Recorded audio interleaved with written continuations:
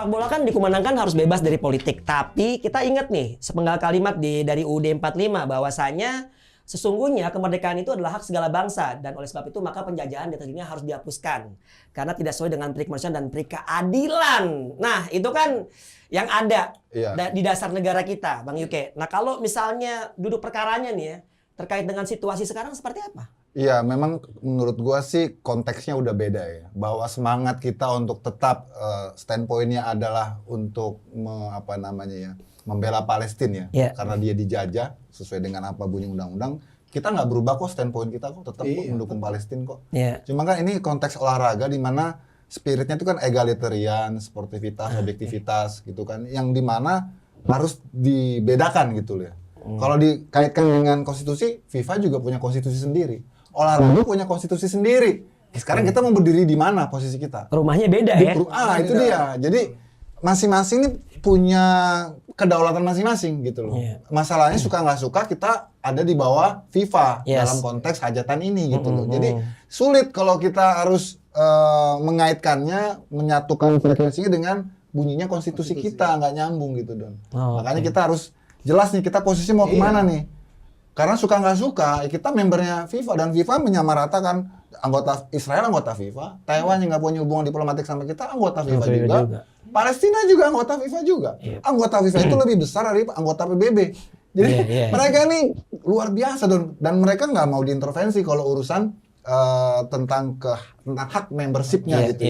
Persoalannya Israel ini udah lolos dari kualifikasi. Mungkin berbeda kalau misalnya kemarin kan sempat dikait-kaitkan bahwa FIFA melakukan standar ganda. Yes, standar ganda. FIFA yes, standar ganda. Kita harus akui itu. Terkait dengan Rusia ya. Waktu itu secara teknisnya FIFA bisa melakukan untuk menggusur Rusia quote on quote karena ada penolakan dari tim-tim Eropa untuk bisa compete ataupun juga berada satu grup dengan Rusia. Itu kan Rusia sampai di babak playoff kan. Akhirnya Rusianya dengan sendirinya nggak bisa lanjut. Jadi sudah bisa dieliminir di fase kualifikasi. Kalau ini Israel udah lolos ya. Itu yang agak rumit gitu loh. Benar. Dan kita ini jadi si malakama ini.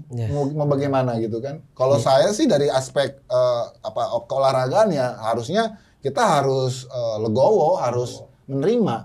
Bahkan kemarin itu kalau mendengar interview dari Muhajir ya yang sekarang Menpora interimnya ya sudah memberikan sinyal bahwa ternyata negara itu secara paralel di saat ini sedang huru-hara ini mereka melakukan lobby dan sudah disiapkan tuh opsi-opsinya A, B, C gitu ya tentang situasi ini dengan skema-skema tertentu. Tapi dia bilang kelihatannya nggak dapat titik temu.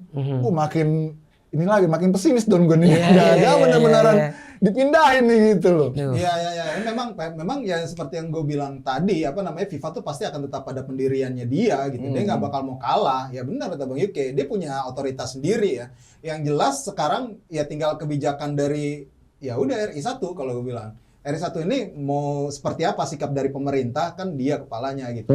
Apakah mau ngambil dari konstitusi yang notabene adalah partai pendukungnya dia dan memang partai dia yang juga sudah mengeluarkan statement itu gitu, atau mungkin dia ingin menyelamatkan hajatan ini ya agar ya Piala Dunia tetap berlangsung ya mengikuti FIFA tentunya, ya itu mau nggak mau ya tinggal gimana, konsekuensinya pasti ada, semuanya pasti ada konsekuensinya apapun yang dipilih ya gitu. Tinggal bagaimana ya kita harus bisa bersama-sama menyepakati apa yang mau ataupun nanti diputuskan oleh presiden, ya itu yang akan menjadi langkah kita sebagai bangsa. Udah. Ngelihat masa depan Persija di tangan Thomas itu seperti apa? Yakin lah dengan munculnya berapa pemain muda ya. Itu yakin setahun, 2-3 tahun ini Persija banyak berbicara. Baru beli pemain lagi nggak sih? Ada beberapa pemain ya, isu-isunya ya, ada beberapa pemain yang sedang pendekatan lah. Ada pemain. Kabarnya Ciro Alves katanya. Loh, pemain asing belum tahu, tapi pemain asing 3 pemain hilang. Ini bocoran nih. Di-spill. Bocoran lo, di-spill lo. Wah, cepetan nih. Nggak nih tayangnya ini kok pas Lebaran. Tapi satu pemain belakang. Kudela diganti. Kudela salah satu yang masih dipertimbangkan. Iya, soalnya kan Kudela salah satu yang Hano kan tapi waktu itu kayaknya jadi bintang loh Bang. Jadi salah satu nyawa permainan. Hano belajar bahasa Indonesia loh. Ya dengan lihat berapa kali dia pertandingan harusnya lebih banyak tampil ya. Menurun Dia ya? banyakkan istirahatnya. Iya dia Mana memang sih banyak cederanya banyak ya. cedera juga ya? Iya memang salah satu yang menyebabkan Persija agak menurun adalah absennya Hano sih. Kalau Iya. gua ngeliat ya. Tapi Yusuf Sejak Helal lawan juga, Pak. Bayangkara, ya Yusuf Helal juga kan cedera kan. Nggak cocok dengan makanan Indonesia sebenarnya. Oh, iya nasi Kabar berani ini, nggak iya. nasi berani? Maksudnya kalau si Yusuf dia nyari ke condet aja lah banyak Iya. makan. Iya. Iya, Banyak ya. Iya, kecondet ya. Benar. Itu saran tuh. makan Jerman. Kabarnya dia bukan pulang-pulang sama tadi di. Kita nggak tahu semuanya. Ajak ke puncak Gang Semen. Ya rugi lah kontrak mahal-mahal nggak bisa Iya. main penuh di Betul, kompetisi itu betul. rugi lah. Kita cari pemain yang benar-benar siap, lebih mudah. Tapi memang kalau secara kualitas sebenarnya mereka itu benar kelihatan the next level waktu awal-awal ya. Di awal-awal, tapi kesininya kok masih bisa disaingi sama beberapa pemain-pemain Lokal tengah ya. Iya. Aji Kusuma. Belum ada Donzo kemarin. Langsung itu skill ya, soft skill. Kegagalan kita sebagai tuan rumah Piala U20, apakah itu akan jadi berpengaruh dengan 3 pemain ini yaitu Justin Hubner, Rafael Stuyck dan juga Ivar Jerner? Kalau itu lo punya kontak nggak sama mereka atau mestinya apakah lo juga komunikasi sama mereka? Ya, jadi sebetulnya kan memang saya kan ya masa tugas ataupun masa dinas saya sudah berakhir kan. Terus kemudian mungkin tanggal 30 kemarin ya. 30 Maret ya? Kemarin itu kan kita kan sama-sama mendengar berita yang menyedihkan ya, sedih terutama banget. ya kan kayak nggak percaya gitu ya Allah bisa sampai begini gitu kan. Saya ingat banget tuh ketika saya lagi jalan pulang itu saya menerima WA lah dari salah satu pemain timnas U20 yang sedang dalam proses naturalisasi. Kelihatannya lagi sedih sekali gitu kan. Saya telepon ya kan, saya lihat matanya tuh lagi merah gitu kan. Oh video call berarti? Video call gitu kan. Saya bilang, oke, kita tenangin dulu. Ini kan beyond our control ya, nggak ada yang bisa kontrol. Tapi kamu don't make any rush decision ya. Jangan membuat keputusan di kala marah ataupun di kala sedih gitu kan. Tenangkan dulu. Terus saya tanya, kalaupun kamu memang masih ingin membela timnas Indonesia, walaupun saya sudah di luar PSSI, insya Allah saya akan bantu semampu saya. Itu yang saya sampaikan. Jadi pas saya pikir, wah saya udah menyampaikan ini lagi. Jadi waduh, wah ini gimana nih ya. Jadi kemarin tuh beberapa hari yang lalu, ya kemarin lah. Saya kan suka ngobrol-ngobrol ya, kadang-kadang ngobrolnya mengenai permainan mereka kan. Mereka suka kirim video klip mereka gitu kan. Wah keren loh, ya kan. Main di first team lagi sekarang, ya mantap, congrats ya gitu kan. Nah, terus pas lagi I think everybody's in a good mood, moodnya lagi baik, saya tanya aja. Kamu masih serius bela timnas kita, ya kan? Apakah masih ada Garuda di hatimu gitu kan? Ada gitu. Begitu dong. Langsung nyanyi Garuda. dan jawaban semuanya yes gitu loh. Yes gitu. Dan saya mencoba Termasuk Justin Hubner, sorry. termasuk Justin Hubner. Tuh, clear ya. Ya. Justin Hubner tidak ada keraguan. Jadi Ada buktinya. Jadi saya maksudnya secara dia bilang iya gitu. Saya juga mencoba sebenarnya argumen saya persiapkan 2 lah. Pertama, case-nya Elkan Bagot. Ya kan, Elkan Bagot itu kan awalnya dipersiapkan untuk Piala Dunia U20 kan. Oh yang pertama. Betul, qadarullah COVID. Betul. Ya kan, akhirnya usianya tidak lagi masuk sesuai kan, lah. Ya, lewat. 20. Nah, tapi apa yang terjadi dengan Elkan?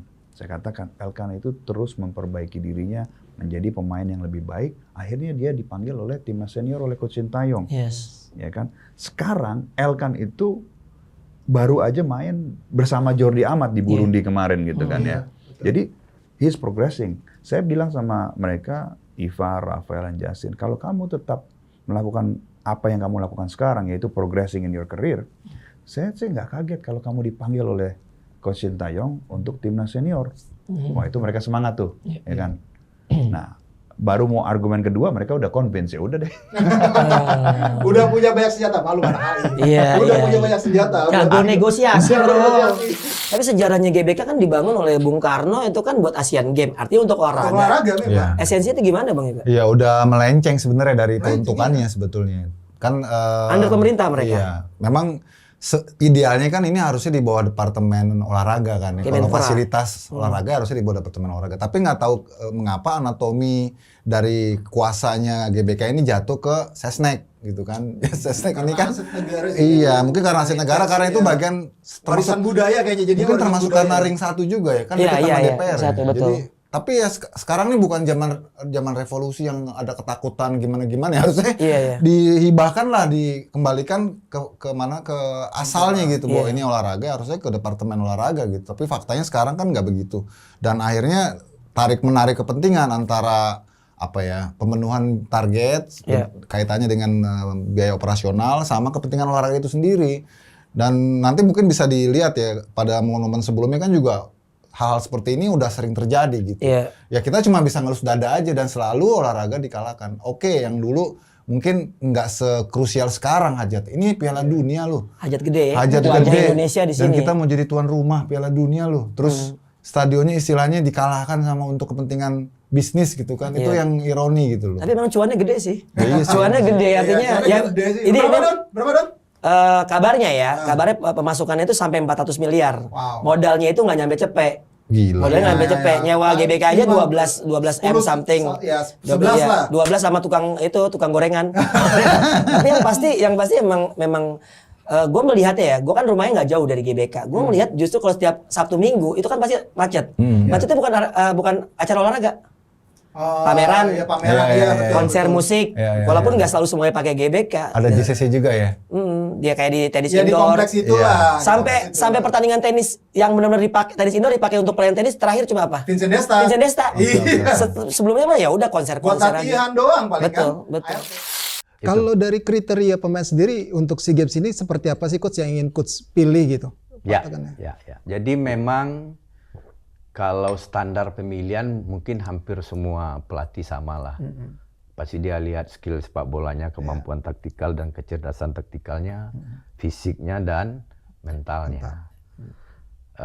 Saya berupaya dalam memilih pemain, satu saya benar-benar pingin banyak informasi tentang pemain.